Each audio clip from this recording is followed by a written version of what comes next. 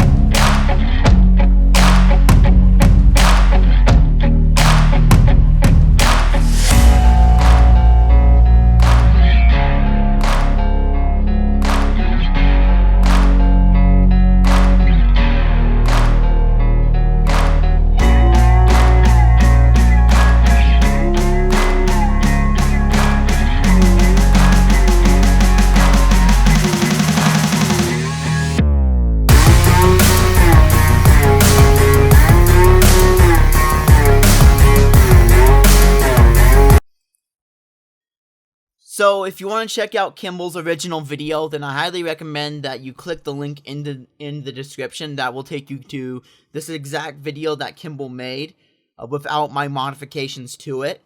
And it will also take you to his Instagram. So if you haven't yet, go give this guy a follow. He's currently on an LDS mission, but when he comes back, he's probably going to post some very similar content to this.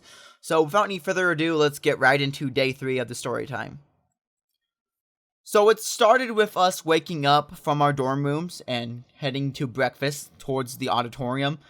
This auditorium is where we met for the first time, and we ate. So we went to this auditorium, and while we were eating breakfast, the USU staff wanted to play a few games. So a bunch of people went up there and played games. The only games I remember is this game where you had to wear a hat and you had to have a ball and you have to knock stuff over. I don't know exactly what it's called, but that's what I remember. And that's the only game that I remember. There might have been a few more games after that. So basically, after we done and that team, whatever team got their points for winning, I'm not sure. We were told that we had to get on another bus so we can go into the mountains to play some games up there. And we got on the bus and we head to the mountains. We head, I believe, east. from the dam. So what happens if you drive down to the dam area and then we go clear up the mountain? Utah State is located on top of a mountain. Well, not on top of mountains, but it's like located near a mountain. So you got to climb the mountain a little bit to get to it. It's kind of weird. It's like on a mountain sort of, but not on top of the mountain. It's kind of weird. So we go down past the dam, right? We continue to go up the mountain. And we got there, right? And once again, just like the water activities, the whole Utah State stuff, right? All the students who were attending this program were split up into two groups. You got people who are playing the games and people who are doing the rock climbing activity. And they will do both, but one group's going to go do the rock climbing activity first and while the others do the games. And my group was selected to do the games first. And the games that I remember, there was two games. And they were both leadership based, right? So the first game is that we had these marbles, right? We had these marbles and these racetrack thingies. It's like pipes that are cut out. It's kind of hard to explain. I don't know what it is. Basically, one guy's gonna drop the marble, right? And the other guys have to form kind of like a racetrack for this marble. Basically, it's like a gravity thing, so you're using gravity to your advantage to move the ball over and kick it. And it's like from 20 feet. Everyone had to switch places to build the racetrack so the marble can fall into a bucket. We did this a few times and we failed, but eventually we got it and we were all excited, right? And after that game, we had to play this game called the tank game. Basically, you had this dude that said, "All right, guys, find a partner." And I found a partner. He's one of my friends in the exec, right? He was amazing, right? And the whole idea is it's a tank game. So all the tanks inside the circle were blindfolded. And inside the circle, there were plastic balls everywhere. So basically, then there was someone called the commander or the controller or the driver or whatever. And he would tell commands to the tank guy, right? And he'd be like, "All right, there's a ball to the right, bend down, pick up the ball, and throw it towards the left." Basically like that. So what happened, and my team was destroying it. When I played, I was destroying everyone. And when I was the commander, I destroyed everyone. And it was awesome. It was really, really fun. We didn't win, but we got like second place. But it was really, really fun. After that, we played another round, but this time the guy said, "All right, guys, this is round 2. However, your equipment is broken, so that means your radios are not quite as working. And to represent that, you guys will have to use animal noises." Yeah, you heard that right. We had to use animal noises. So instead of saying right, left, pick up the ball, throw, or fire, you had to make like animal noises, like moo, bop bop, and meow. We had to make like animal noises and stuff for each of them, and that was like really, really confusing, honestly. And we didn't make it as far, but that's how it worked, basically. So after that's done, the group switched. So the group that originally climbed these towers, did this rock climbing activity, switched, and we were the ones that were gonna do the rock climbing activity while the other group plays the games.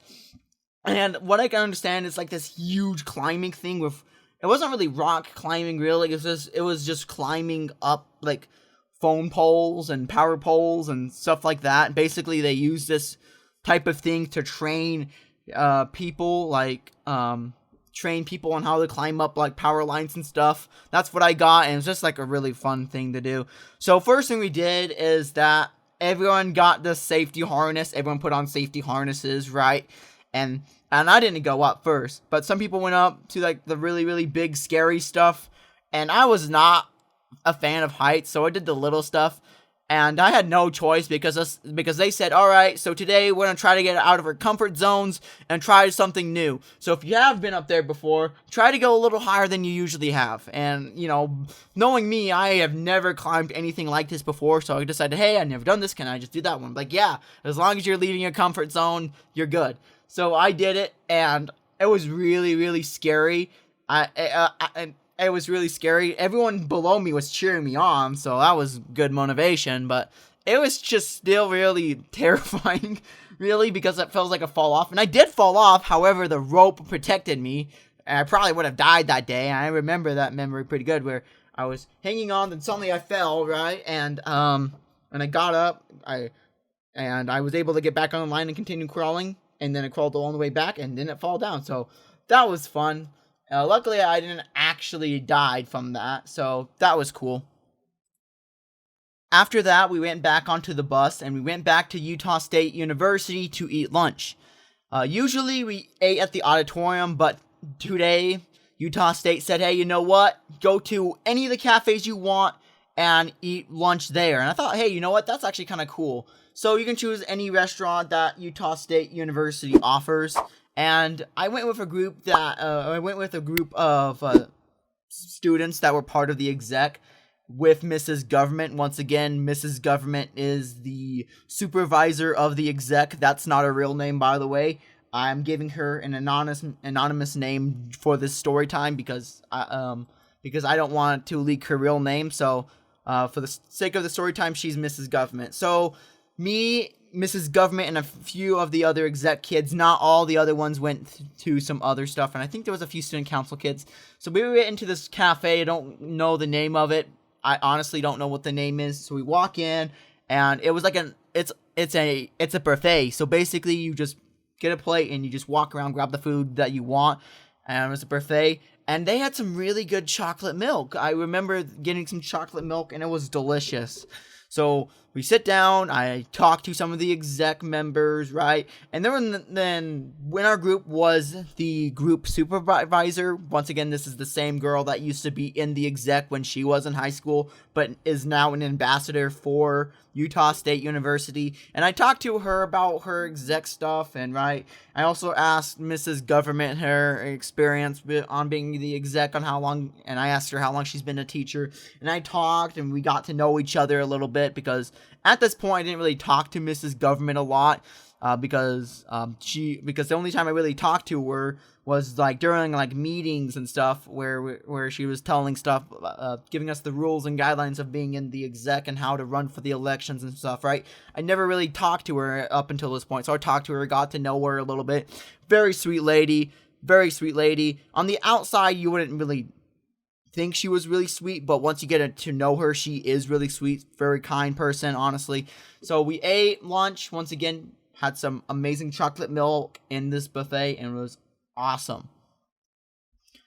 So after that we got done eating, we had to go down to this international lounge.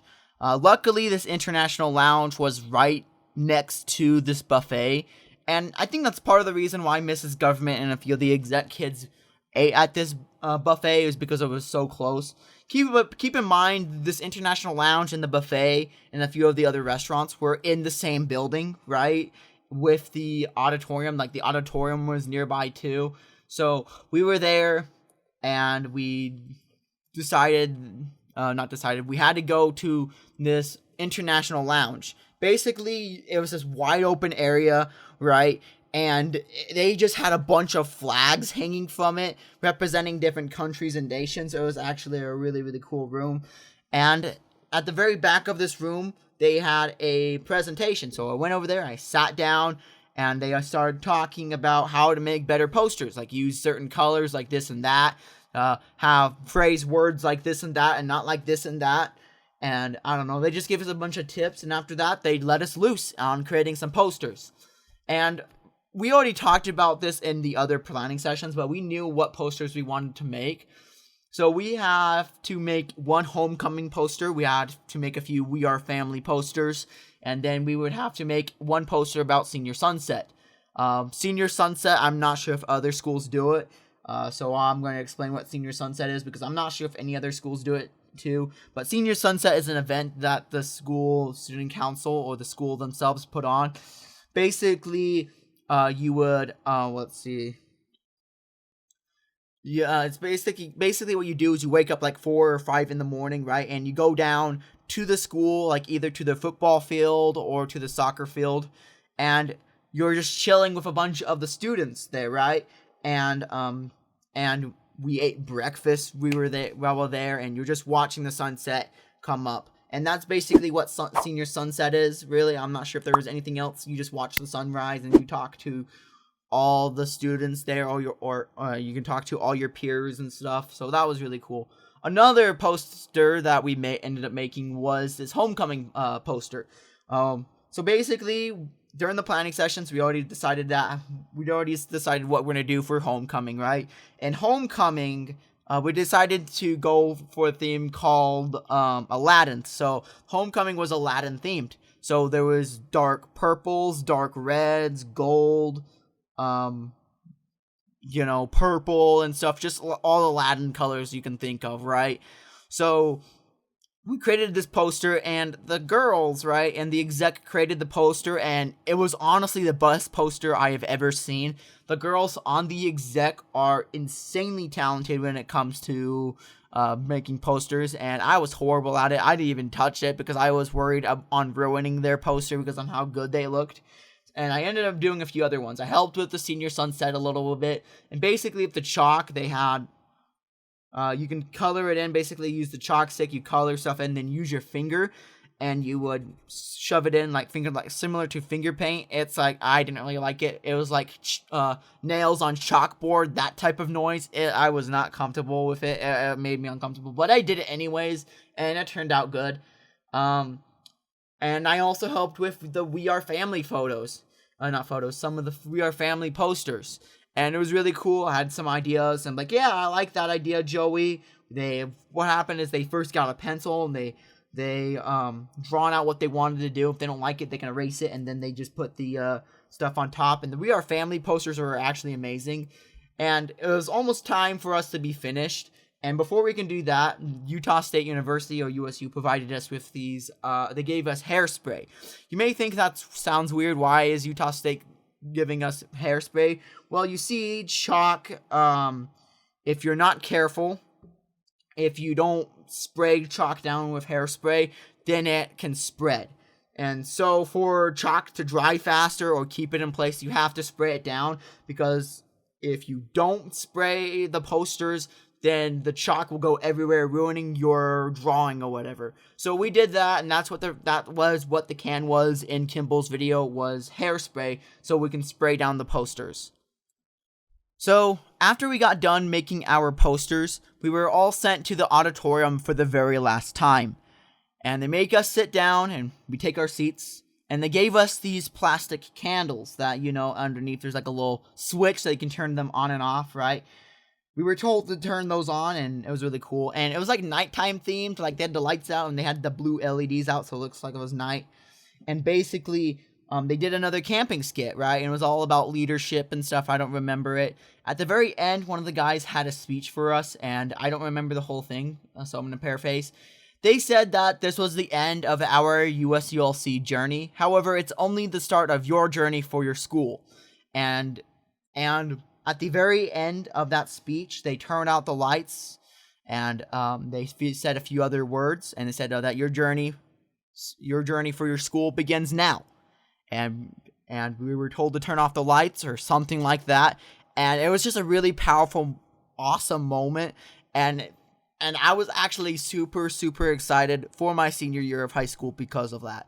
And I know that because of that speech, history for me and for the school is going to change forever. So that's what happened. So the lights turned back on. We turned in our candles, and we carpooled all the way back down to the high school, my high school basically, which was another 30 to 45 minute long drive. But before I did that, I was tasked on carrying this flag. So the exec had this white flag, right? And it was really cool. It had bits of silver, but it had like our school logo on it. Well, it was actually the exec logo. Kimball made an exec logo. I don't know if we really used it a lot. Probably not.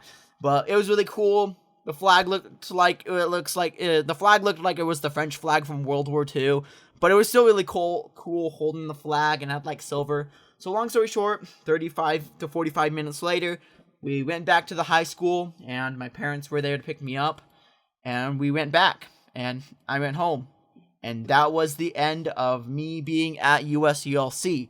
So anyways, guys, we have reached the end of my technically my third story time of being in the student council. And don't worry, guys, even though that this is the end of the USULC saga or whatever, there is still a lot of videos of me. Well, there's actually not videos. There's still a lot of story times of me coming out, of me being in the student council, and a lot of the crazy experiences I had. And I just can't wait to tell you guys them all. So anyways, guys, thank you guys so much for watching. Like and subscribe if you enjoyed this content, and have a great, awesome day.